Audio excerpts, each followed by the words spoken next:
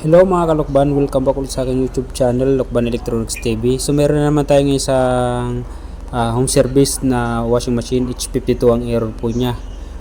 Panasonic po ang brand po nito. So dito po to sa Batangas City. So napakalayo po namin ng tinakbo namin. Halos mahigit 2 oras po namin itong tinakbo. Nagmotor lang po kami mga kalokban. So ganito mga problema, basic na lang po ito mga kalokban. Marami na po akong na-upload na ganitong video na issue na ganitong mga sira ng Panasonic na H52 error.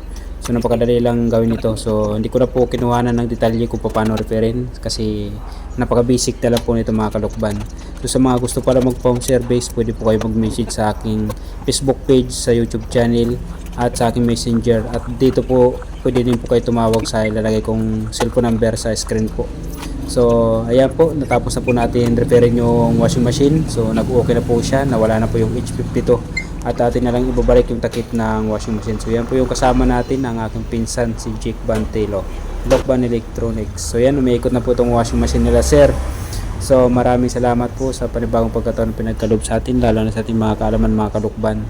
So ayan, so ang home service pala namin, Lokban Quezon, Buong Laguna, Batangas, Cavite. Sa mga meron dyan mga sirang appliances tulad ng TV, washing machine, aircon, ref, mag-message lang po kayo, gumagawa po kami at nag-home service. So pababa na po kami dyan mga kalukban kasi tapos na po namin repairin yung washing machine nila sir. So bago po kami umalis po dyan, pinamerinda po kami ni sir.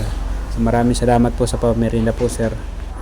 So ayan, so napakabait ng customer po natin mga kalukban.